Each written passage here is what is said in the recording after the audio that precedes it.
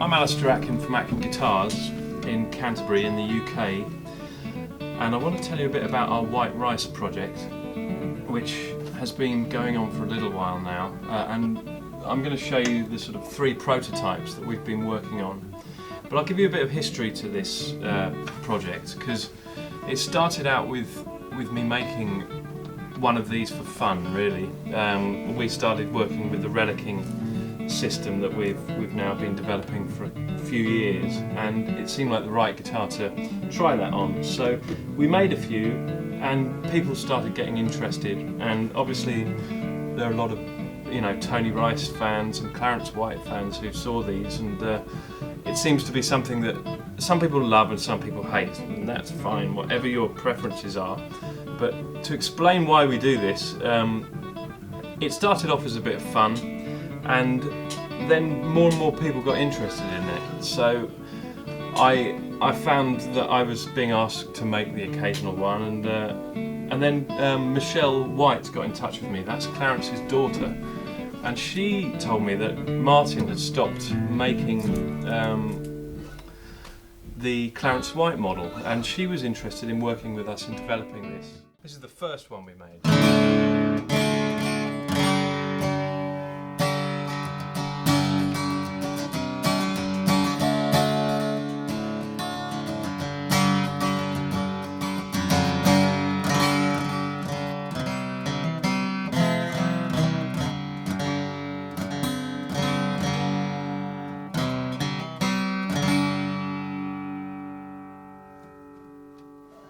We've been talking to Michelle, and lots of information from her about these the original guitar.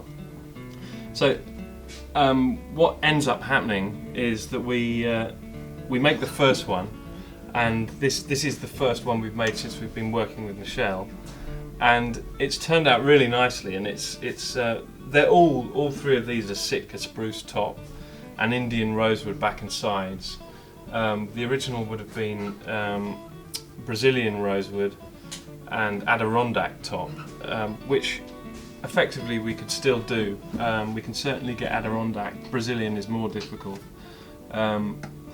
but we made this one, and the finish we've been developing with a lacquer company, and it sort of crazes really nicely and looks pretty much like an old Martin does, but then you start looking at the original guitar, and we were only really working from photos, and then it becomes apparent that there's certain things that we'd missed. So we'd got the rosette kind of slightly wrong, the configuration of wood. So I thought, well, we might as well try and get that exactly right. So the next one we made was this one here. This is prototype number 2.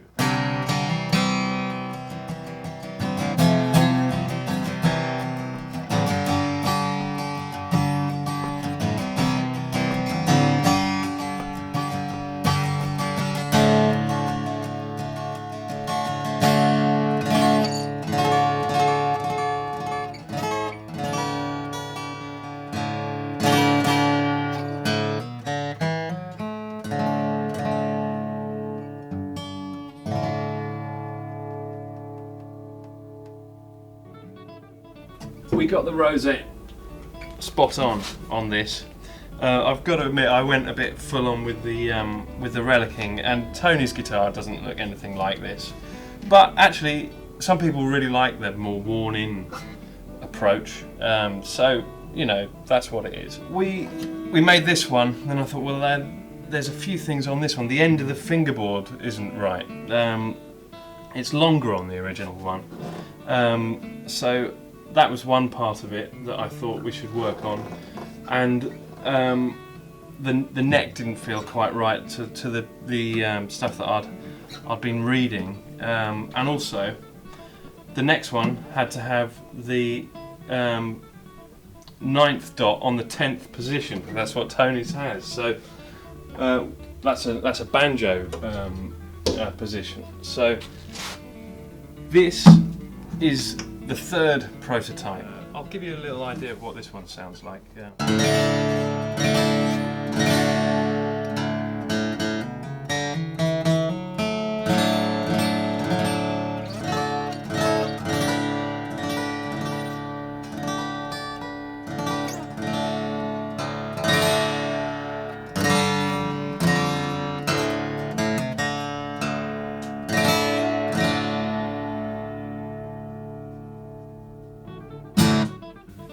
Now I think this in colour looks much more like Tony's guitar,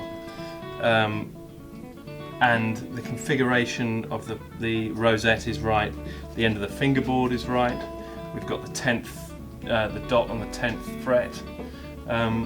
So also I came to the conclusion that these don't really want to be, you know, perhaps worn in too much.